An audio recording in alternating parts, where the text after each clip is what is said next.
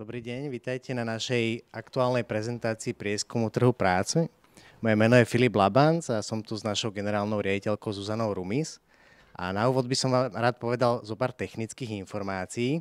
A dnešná konferencia je hybridná, to znamená, že tí, ktorí to mali ďalej od našej centrály, tak sa zúčastňujú online. A počas tohto online prenosu nie je možné si zapnúť kameru ani mikrofón. A kto by mal záujem sa opýtať niečo z našich online účastníkov, tak bude mať priestor pomocou Q&A otázok priamo v Zoome. A tí, ktorí sú s nami osobne, tak budete mať priestor na prípadné otázky po skončení tejto prezentácii.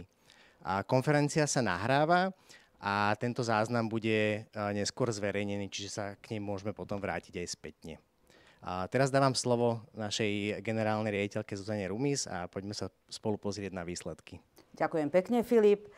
Dobrý deň prajem aj tým, ktorí sú pripojení, aj prítomným hosťom. Čiže dnes sa pozrieme na Manpower výhľad zamestnanosti za tretí kvartál 2025. Ako vidíte, porozprávame sa trochu o budúcnosti práce v ére umelej inteligencie. Následne sme dali takú tému, ktorá sa týka viac IT sféry. Čiže my sme sa spýtali na riaditeľov IT firiem, ako to vidia oni v budúcnosti v rámci IT. Aj v súvislosti s AI, aj v súvislosti s inými zmenami, ktoré sa dejú vlastne v tomto odvetvi. A nakoniec vlastne Filip nám porozpráva trochu o prieskume index trhu práce celkovo.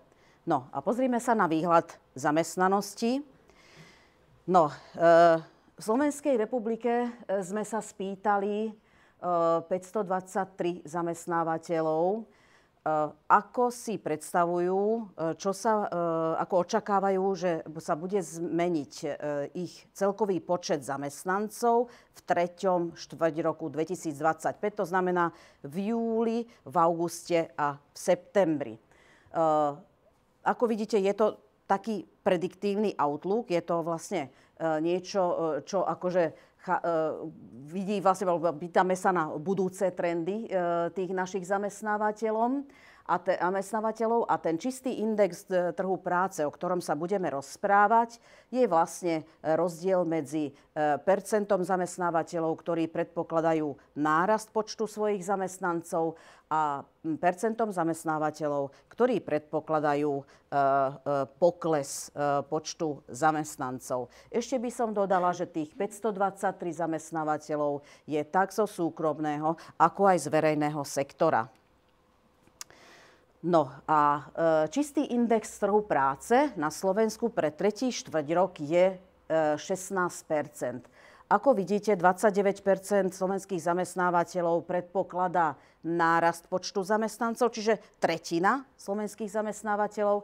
13% predpokladá pokles, je to dobré číslo, nie je to veľký počet alebo veľké percento zamestnávateľov. 55% zamestnávateľov neplánuje žiadne zmeny. No v tomto sme jedineční ako Slovenská republika. Ostatné krajiny majú oveľa nižšie percento zamestnávateľov, ktorí vlastne neplánujú nič. Hej. Ono to je vlastne trochu signál aj určitej stagnácie a potom sa pozrieme, že v akých odvetviach. No a 3% nevie, že čo bude. Môžeme ísť ďalej. Tuto sme spravili taký prehľad viacerých období. Ako vidíte, od Q3 2024, čiže od 3. kvartálu 2024 až po 3. kvartál 2025. Ako vidíte, percento zamestnávateľov, ktorí predpokladajú nárast počtu zamestnancov, nám klesá. Hej. Oproti minulým, vidíte, oproti roku 2024, aj oproti prvému kvartálu 2025, ale druhý kvartál máme na úrovni 26%, ktorý bol vlastne trochu nižší než tých 29% v tomto kvartáli, alebo v budúcom kvartáli v 3. štvrť roku. tie 3% môžu ovplyvniť aj nejaké sezónne výkyvy. Takže je to optimistické, ale nie moc optimistické. Pokles. Takisto percento zamestnávateľov, ktorí predpokladajú pokles zamestnancov, vidíte, že bolo v roku 2024 na úrovni 20 až 22%. Klesá nám to tento rok. Hej? Čiže sa to akože už ustáli. Ale veľmi, veľmi výrazne sa nám zvýšil percento zamestnávateľov, ktorí vlastne nepredpokladajú zvýšenie počtu svojich zamestnancov, čiže nepredpokladajú žiadne zmeny, čo sa týka počtu zamestnancov. Ako vidíte, z 3. kvartálu 2024 37% sme sa dostali až na 55% a už sú to 2 kvartály. V porovnaní s ostatnými krajinami v rámci V4 je to vysoko. Ostatní mávajú okolo 30, 35, 34, 32, no nikto nemá 55. Čiže je tu akože určitá neistota, ekonomická neistota tých podnikateľov a oni sami nevedia, no, že čo bude ďalší štvrťrok. Evidentne pre niektorých je to už také obdobie, ktoré nevie predvídať. Ako vidíte, ten čistý index trhu práce je pozitívny, lebo je na úrovni 16%, plus 5% oproti minulému štvrťroku a tam ten rozdiel 1% oproti tretiemu štvrťroku 2024 to není veľký problém. Môžeme sa pozrieť tuto na historický vývoj indexu trhu práce. Od roku 2020, to viete, že tuto bola pandémia, keď sme mali tých minus 12%, však vieme, že čo sa udialo vtedy.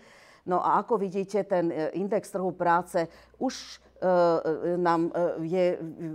ho máme od roku 2023 nad tých 10% vždy. Aj teraz. Len sa musíme vždy pozrieť na tie detaily, aby sme vedeli potom, že čo idú robiť vlastne tie firmy, ktoré nie sú medzi tými pozitívne naladenými firmami. Následne by sme sa mohli pozrieť na vývoj nezamestnanosti, aby sme si čekli tie naše dáta, tak dôsledkom dlhodobého optimizmu, ako sme videli, tých nad 10%, čo sme mali čistý index trhu práce, naši zamestnávateľia vytvárali tie pracovné miesta a vytvárali ich veľa.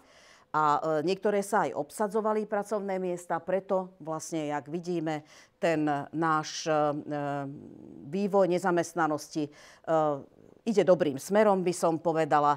A teraz, ak sa nemýlim, je na historickom minime 3,71%. Sa mi zdá, že to je aprílový údaj zo štatistického úradu. My sme ešte spravili taký ďalší double check, čo sa týka počtu inzerátov, lebo aj to je smerodatné. Pozrite sa, riadok tento modrý, Open Jobs. Od mája 2024 tam bolo len 94 000 a pozrite sa apríl 2025, čiže za rok nám pribudlo skoro 10 000 vlastne nových pracovných miest, ktoré naši zamestnávateľia by mienili obsadiť. Tuto vidíme vlastne tú nezamestnanosť. Vidíme počet nezamestnaných.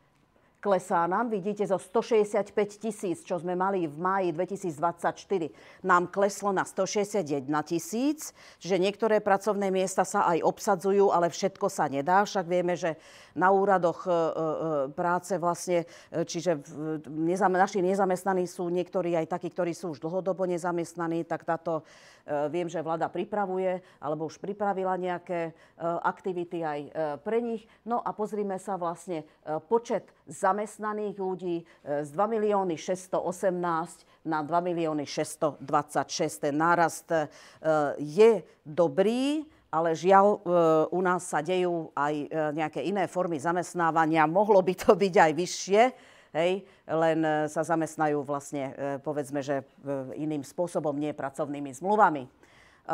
Môžeme sa pozrieť aj na otvorené pozície podľa regiónov. Ako vidíte, v apríli Bratislavský kraj má najviac.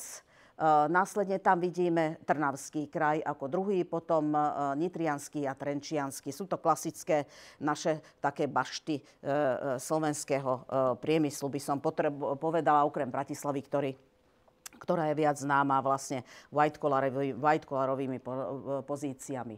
Môžeme ísť ďalej a pozrime sa na porovnanie plánov náborov podľa odvetvia, jak sme sa pozerali na tie firmy, ktoré vlastne stagnujú, tak sa pozrime na to, že z akého odvetvia môžu byť. No, určite máme veľmi pozitívny výhľad v rámci dopravy, logistiky a automotív. Je na úrovni 44%, to je veľmi, veľmi vysoké, hej.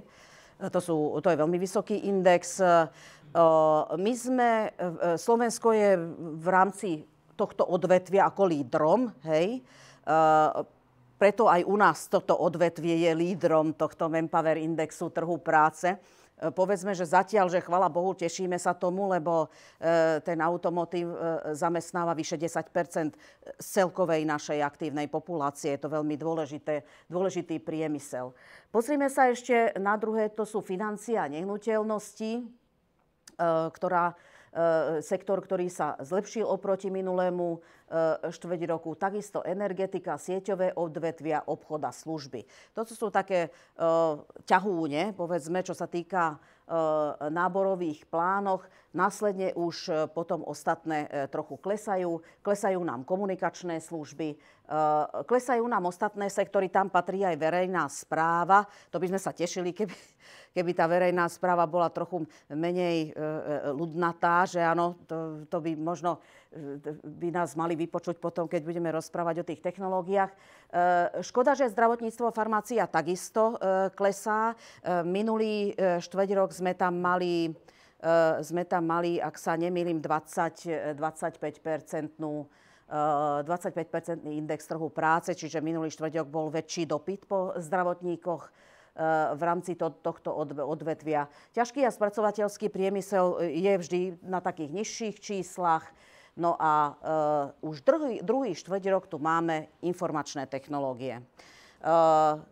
Ten prepad v IT pokračuje aj na Slovensku. Je to taký element, ktorý sa opakuje v rámci východnej Európy. Vieme veľmi dobre, že pred niekoľkými, možno 10 rokmi sem prichádzali veľké IT spoločnosti, ktoré založili tu vlastne servisné centrá s vysokým podielom vlastne nižšie kvalifikovaných IT pracovníkov. No a práve niektoré úlohy, ktoré vykonávali alebo ktoré vykonávajú títo nižší IT pracovníci, sa nahrádzajú tu umelou inteligenciou. Preto sa deje to, čo sa deje v IT sektore. IT sektor dlhoročne, už ja si nepamätám ani jeden štvrťok, že by boli v mínuse. Ani počas pandémie, oni boli vo veľkom pluse počas pandémie. No a teraz už druhý štvrť rok nám klesá. To znamená, že vo viacerých IT firmách tí zamestnávateľia predpokladajú pokles počet svojich zamestnancov, hej? Než tých, ktorí predpokladajú nárast. Čiže je to veľmi, veľmi nízke číslo. Čiže sme na úrovni mínus 30%, Manpower čistý index trhu práce. Minulý štvrť rok bol 11%, že toto je ešte horšie, než jak sme mali minulý štvrť rok. Celkovo ten obraz nie je zlý. Hej, lebo z 9 odvetví vlastne 8 má rast a 1 má pokles. Lenže ten jeden je veľmi dôležitý, však uvidíme potom aj, keď sa pozrieme na veľkosti tých firiem, že práve tie väčšie a obrovské spoločnosti, môžeme prejsť na to, tie väčšie a obrovské spoločnosti majú alebo nízky index trhu práce, hej, tu vidíme 8% pri týchto veľkých spoločnostiach a pri tých, povedzme, že obrovských spoločnostiach, extra veľkých spoločnostiach, tam máme negatívny index trhu práce.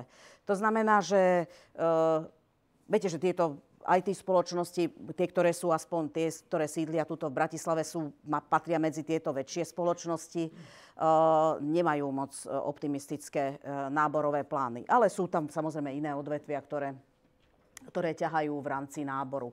Veľmi krásne a vysoké náborové plány majú stredné a stredne veľké firmy. To sú tých od 50 do 250 a od 250 do 1000 zamestnancov. Tie firmy sa teraz zotavujú. Predtým tie ich plány boli horšie a minulý štvrťrok myslím, ale teraz už vidíme, že evidentne sa naučili alebo si zvykli na prostredie, povedzme, že trvalej neistoty. Pričom tie veľké firmy, tam tá stabilita je veľmi dôležitá. Tie veľké firmy aj ťažšie sa rozbiehajú, ťažšie riešia aj zmeny.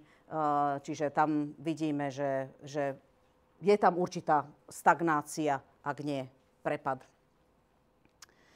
Porovnajme si teraz regióny. No, najlepšiu máme konečne znova Bratislavu. Musím vám povedať, že je to veľmi dobrá správa, nakoľko minulý štvrťrok sme mali sme index trhu práce na úrovni -1%, čiže Bratislava bola v mínuse, čo akože je absolútne netradičné. Doteraz sa nám to nestávalo. No a ročný nárast, alebo minulý, áno, Q3 2024, čiže porovnanie s minulým rokom, v Bratislave sme mali 15%, čiže tých 23% indexu trhu práce pre Bratislavu je veľmi dobrá správa.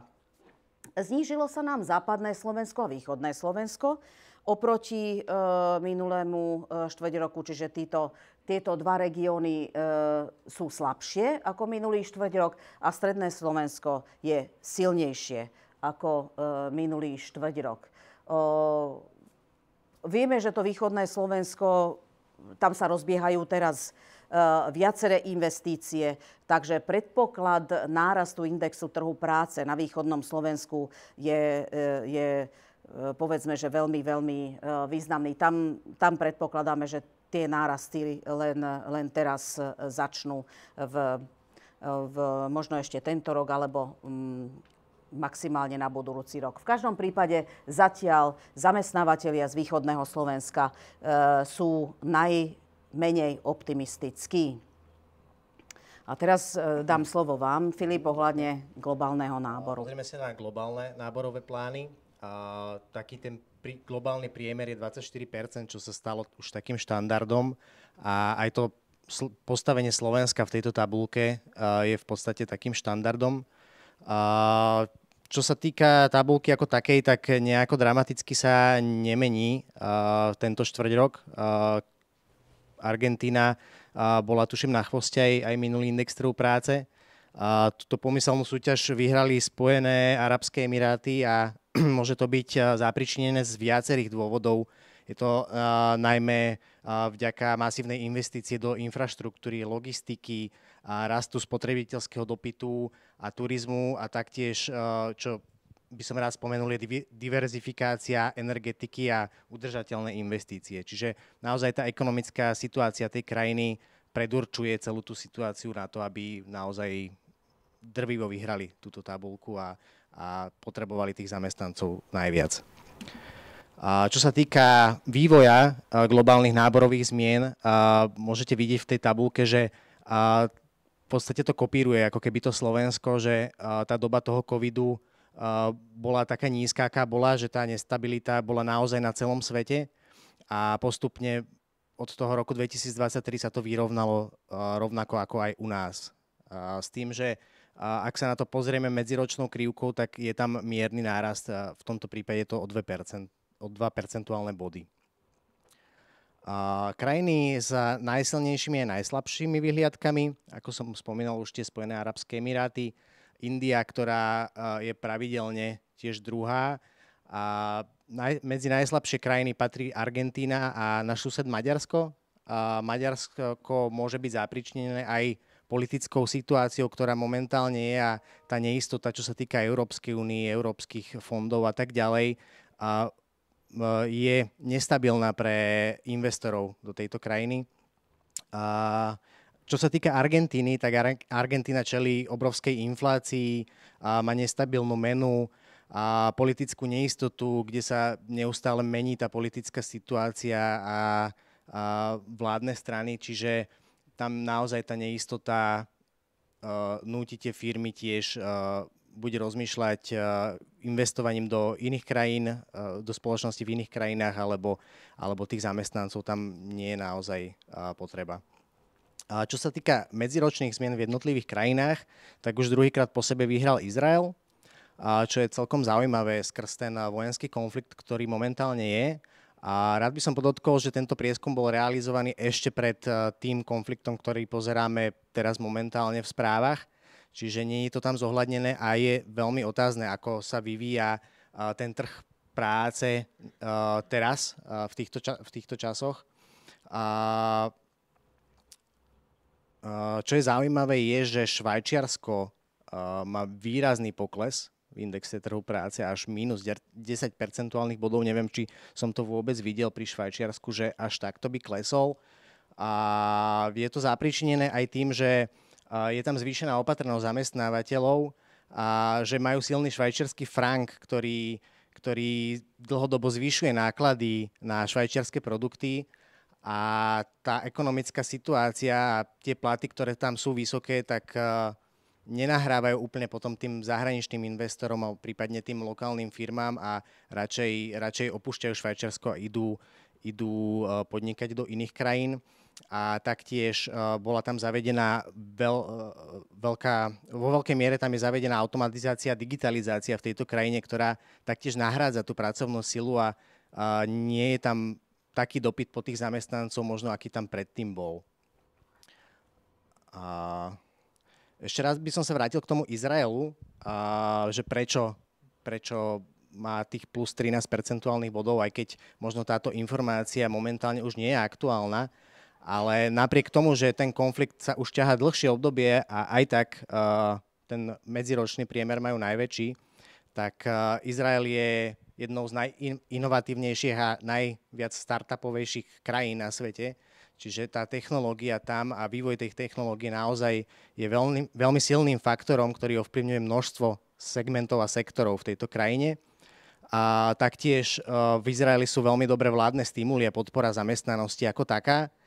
A čo sa týka toho konfliktu a tej vojny ako takej, tak je tam zvýšený dopyt po bezpečnostných a ochranných technológiách, a taktiež po zamestnancov, ktorí pracujú s tou technológiou, taktiež tá vojenská služba a vnímanie tej vojenskej služby, ktorá tam je ovplyvnené a rešpektované tými spoločnosťami, čiže aj preto je tam tento dôsledok.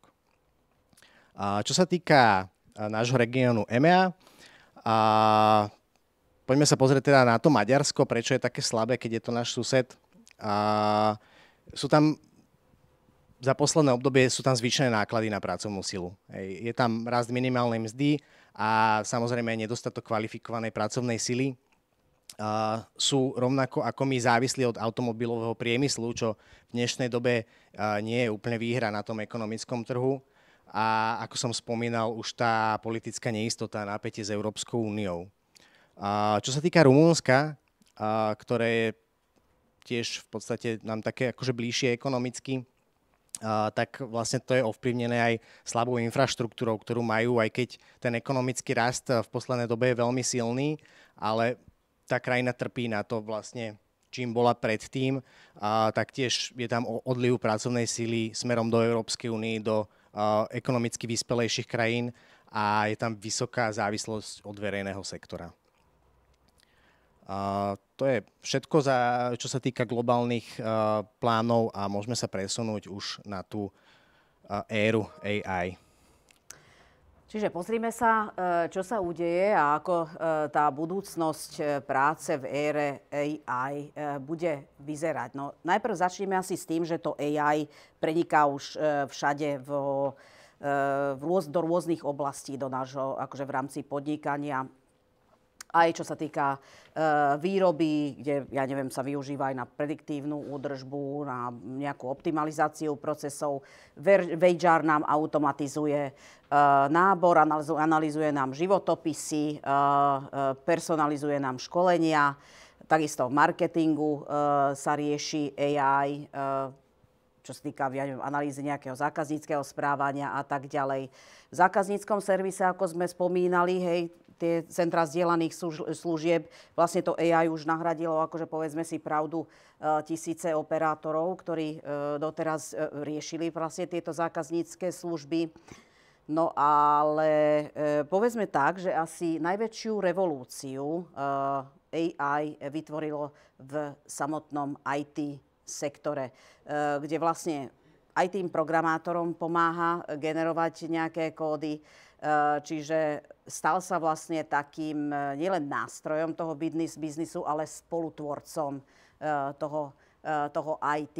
Preto vlastne to naše zameranie teraz vlastne pri tomto prieskume bude vlastne aj na tých IT riaditeľov. No ale teraz sa pozrime, že čo sme sa pýtali našich zamestnávateľov. Bavíme sa o tých vyše 500 zamestnávateľov, tak sme sa ich spýtali, že čo si myslia, do akej miery sa zmenia pracovné funkcie v nasledovných 5 rokoch. No tak najviac si myslia, že sa zmení vlastne IT, presne, hej, o čom sme sa zbavili, IT a dáta. Potom sa zmení 80 na 84% sa zmení poradenstvo a riadenie. Následne očakávajú zmeny v rámci alebo v zápätí implementácia AI aj v rámci marketingu, logistiky či výroby alebo produkcie.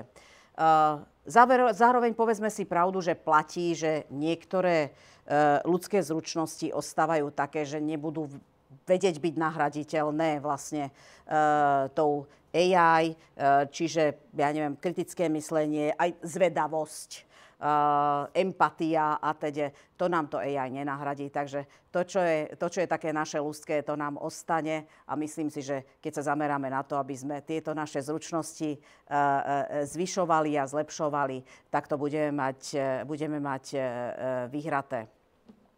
Pozrime sa ešte na ďalšiu otázku, čo sme sa pýtali vlastne, že ako vidia, že koľko organizácií používa už tie nástroje AI.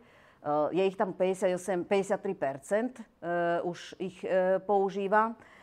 Ako vidíte z nich, niektorí sú takí priekopníci, niektorí sú súčasní používateľia, tých je vlastne najviac.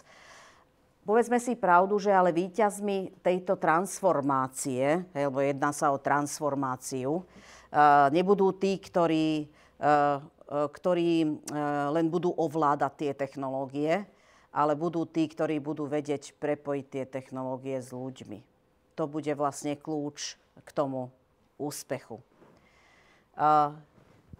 Tu sme sa pýtali, no a podľa nášho prieskumu vyplýva, že väčšina zamestnávateľov sa zhodla, že AI nemôže nahradiť ľudské zručnosti. Ako vidíte, najmä etický úsudok, riešenie problémov, strategické myslenie, komunikačné schopnosti, tímový manažment. Čiže je tu veľmi veľa zručností, ľudských zručností, ktoré zatiaľ určite to AI, tá umelá inteligencia, nevie nahradiť. Na toto by sme sa mali my ako zamestnanci aj sústrediť v budúcnosti, aby sme ostali zamestnávateľnými. No a pozrime sa ešte, čo vlastne tí naši zamestnávateľia uviedli, že aké sú prekážky v oblasti zavádzania umelej inteligencie. Ako vidíte, že väčšina hovorila, že je ťažké identifikovať relevantné prípady použitia. A toto je fakt akože veľmi dôležitá otázka pre zamestnávateľov niekedy, že kedy a kde to použiť, to AI, hej? Lebo to je ten úspech, že aby sme to vedeli, že kde to máme použiť, aby sa nám nestalo, že zavedieme AI a potom vo firme to nikto nepoužíva. Vieme to aj my v rámci Manpowery, že hovoríme v rámci Manpoweru našim kolegom, že no, máme to AI, tak skúsme to použiť. No, je dôležitá komunikácia hej, keď už to AI implementujeme, vysvetliť tým našim zamestnancom, prečo sa to AI implementuje, do ktorých oblastí a čo je cieľom tej implementácie toho AI. No a vtedy dokážeme možno to, že tí zamestnanci fakt akože to AI budú používať a nebudú voči tomu odolní. No a tuto máme ešte obavu o bezpečnosť. To AI pracuje s obrovským množstvom dát, takže často firmy aj toto považujú za určitú prekážku pri zavádzaní. No a vysoké investičné náklady. Tuto by som ešte spomenula možno to, že väčšina firiem chce to AI prepojiť s tými IT technológiami, ktoré už má. No a to prepojenie častokrát je nákladovo vyššie. Tak si to tie firmy preto premyslia, že kedy, čo a kde investovať a aké technológie budú vlastne podporovať prostredníctvom tohto AI. Je to nákladovo zatiaľ vysoká položka, keď chcete používať AI v rámci práce. No a tu sme sa pýtali vlastne, že keď sa zamyslíte nad prijímacím konaním, kedy je podľa vás priateľné, aby uchádzači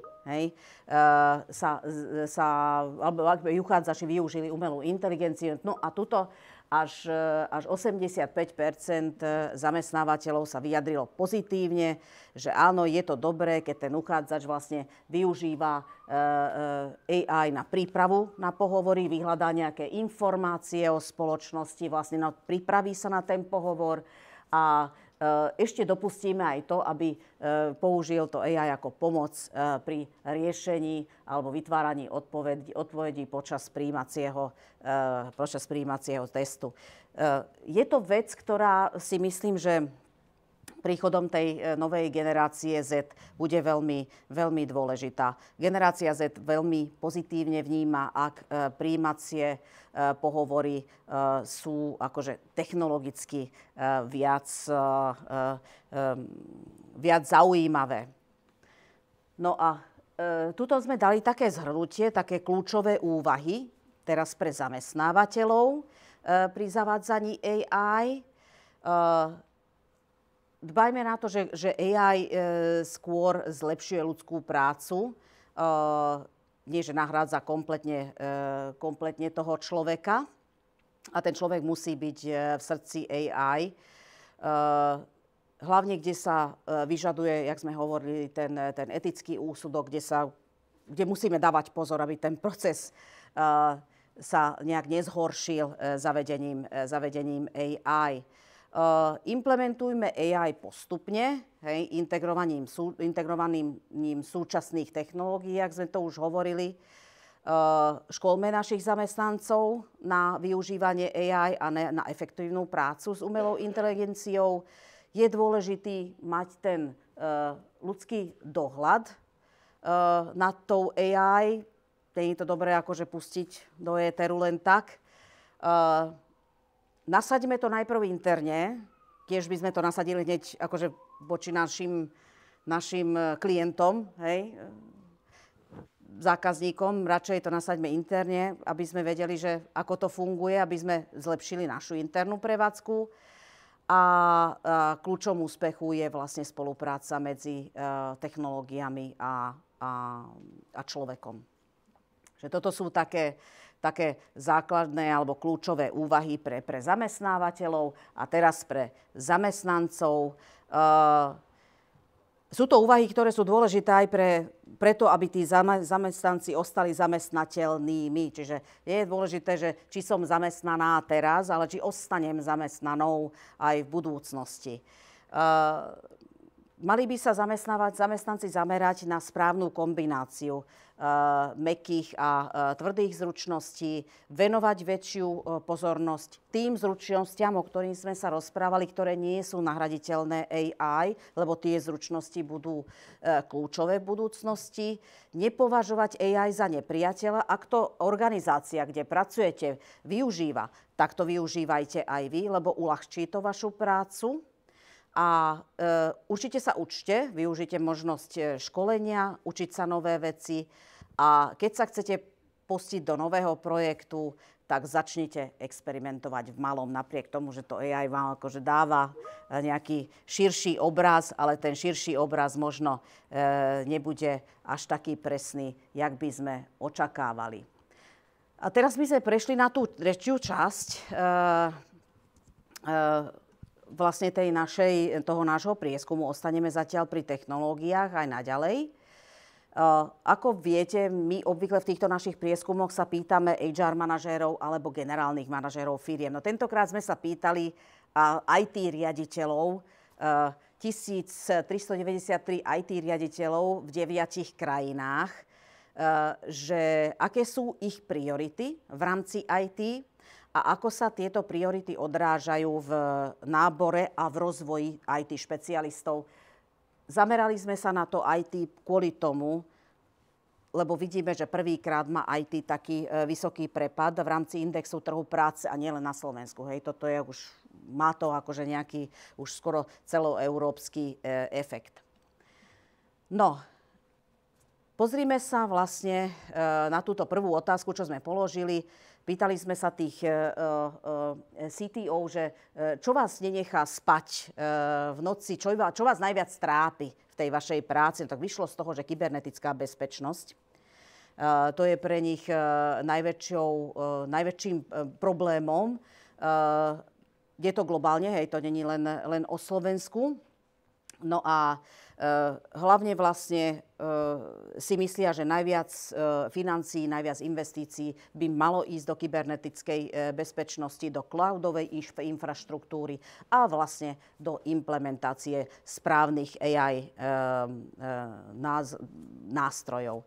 No a veľkou výzvou pre CTO ostáva vyvážiť obavy o bezpečnosť dát s technologickými inováciami, lebo oni musí, akože je to úlohou toho CTO, aby tie technologické inovácie nejakým spôsobom prijal, lebo je to o prežití tej firmy, len musíme vedieť, že čo môžeme a čo nemôžeme, hej, v rámci investícií. No a tuto sme sa pýtali vlastne, hej, na prijatie nových technológií, ako to vnímajú CTO. No ako vidíte, tí IT lídri a ich týmy často nie sú na rovnakej vlne. Len 1/3 sa vyjadrila tak, že ich organizácia je veľmi zosúladená, hej, s tými inováciami alebo s tými zavádzaním nových technológií. A vidíte, že v ostatných percentoch tam určitý vnútorný odpor voči zmenám zaberá viac času, než to, čo by očakávali. Ďalej sme sa spýtali na nedostatok talentov aj v rámci IT sektora, čiže napriek tomu, že oni ani moc nenaberajú, nepotrebujú, ale tých špecialistov, ktorých majú vytrénovaných a teda tak tých si musia nechať, lebo samozrejme sú potrební. A oni naďalej vnímajú, že ten nedostatok talentov je veľkým problémom v technologickom priemysle aj kvôli tomu, lebo tie zručnosti, ktoré teraz ITčkár potrebuje, už sú možno iné, alebo sú niekde inde, jak to, čo potreboval možno pred 5 rokmi.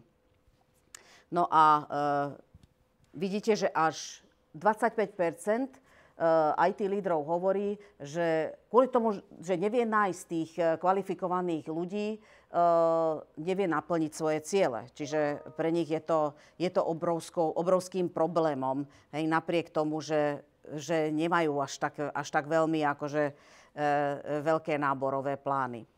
Pozrime sa, ako hľadajú tieto firmy alebo títo CTO, ako hľadajú technické talenty mimo firmu.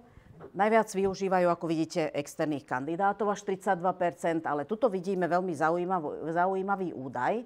21% je interné povýšenie alebo presuny. No, to je vlastne skupina zamestnancov, o ktorých sa vlastne tieto IT firmy viac starajú. My si myslíme, že takéto interné interné kariérne plány budú ešte viac považované za pozitívne v rámci IT spoločnosti, že budú sa snažiť viac tlačiť do vzdelávania svojich interných ľudí. Ako vidíte, my ako agentúry pre dočasné zamestnávanie sme využití len v 9%, u 9% zamestnávateľov. Takže až tak v IT sektore tie služby tých agentúr nie sú využívané. Pozrime sa, že pýtali sme sa týchto našich CTO, že aké sú podľa nich najúčinnejšie spôsoby, ako môžu pracovníci zlepšiť technologické zručnosti. Pozrite sa, čo tam vyšlo, že pracovné skúsenosti. Pre nich to je najdôležitejšie. Hej. Ďalej sú tam ešte aj špecializované školiace programy na druhej priečke, ale ja by som dala do pozornosti tú univerzitu, čiže to univerzitné vzdelanie. Podľa nich je niekde na x-tej pozícii. Hej. Je to také niečo, čo oni berú v úvahu, ale asi ani nie až tak moc. Je to, akože má to veľmi nízke umiestnenie, ako vidíte, že tvrdia, že online kurzy a certifikácie sú oveľa efektívnejšími spôsobmi rozvoja zamestnancov než nejaké vysokoškolské vzdelanie. O tomto sme mali už v rámci našich prieskumov debaty, že ako vnímajú zamestnávateľia to vysokoškolské vzdelanie, ale vidíte, že pri IT je to ešte akože vypuklejšie, hej, že tam fakt akože viac preferujú tých uchádzačov, ktorí majú pracovné skúsenosti možno práve v tom špecializovanom obore, čo oni práve vtedy riešia. No a pozrime sa vlastne posledný slajd týkajúci sa CTO, čiže kľúčové poznatky v rámci technologických firiem. Musíme zapojiť celú organizáciu do kybernetickej bezpečnosti. Všetci sme zodpovední za naše dáta. Musíme si vybrať správny AI. IT musí úzko spolupracovať aj s HR, lebo inak to skrátka nepôjde. Jeden bez druhého sa nevedia byť úspešní, by som povedala. Dodala by som ešte jednu vec, možno, že mi povedia, že to nie je pravda, ale mäkké zručnosti podľa môjho názoru, ale aj podľa názoru veľa odborníkov sú takisto dôležité aj pre ITčkárov. Hej. Napriek tomu, že sú skúsenejší, dobrí, všetko, ale tie mäkké zručnosti vieme veľmi dobre tí, čo sme z HR, že ako je ťažké potom poskladať tie týmy, keď sú tam není tieto mäkké zručnosti, takže to by sme akože dali ako kľúčový poznatok. Potom komunikácia zmien, hej, aby tie zmeny, ktoré pri zavádzaní nových technológií sa udejú, aby boli odkomunikované správne, aby tam nebol ten opačný efekt zo strany zamestnancov, že skrátka tú zmenu v rámci technológie nepríjmú. No a spolupráca medzi človekom a technológiou je tým základom vlastne tej úspešnosti tej firmy. A teraz tým, že zavádzame, väčšina spoločnosti zavádza AI, musíme správne zadefinovať aj role a procesy, ktoré to AI bude vykonávať a tie, ktoré bude vykonávať vlastne ten človek. No, na záver by som ešte asi povedala, že my v Manpower Group myslíme, že budúcnosť práce nie je o technológiách. Veľa sme rozprávali dneska o technológiách, veľa sme rozprávali o tom, ako rôzni stakeholderi, ako rôzni manažéri prijímajú tieto technológie a ako ich prijímajú vlastne aj zamestnanci, ale nebude to len o technológiách. Budúcnosť podľa nás bude ľudsky technologická. My si myslíme, že ten ľudský faktor bude veľmi dôležitý.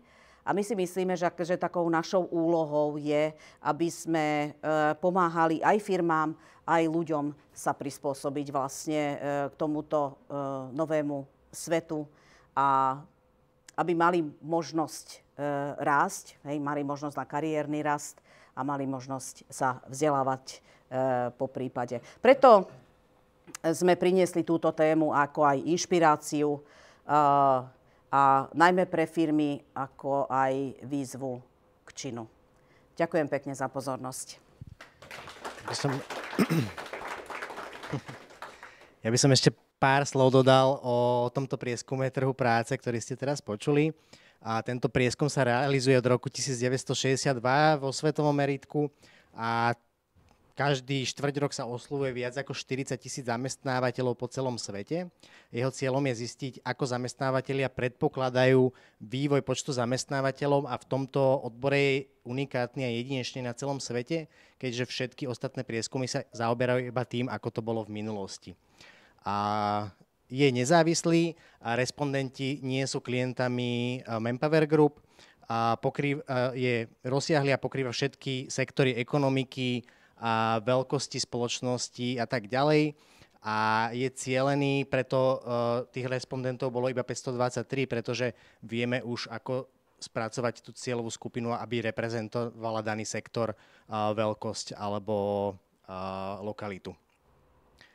A ešte o našej spoločnosti, tu si môžete pozrieť, máme 7 pobočiek, viac ako 130 interných zamestnancov, viac ako 1500 pridelených zamestnancov, viac ako 600 aktívnych klientov. Sme jednou zo zakladajúcich spoločností APAS, Asociácie personálnych agentúr Slovenska, kde naša generálna manažérka Zuzana Rumis je aj jeho prezidentkou. A najčerstvejšia informácia zo včera, po 6. krát sme vyhrali najväčšiu personálnu agentúru na Slovensku. To je za nás všetko.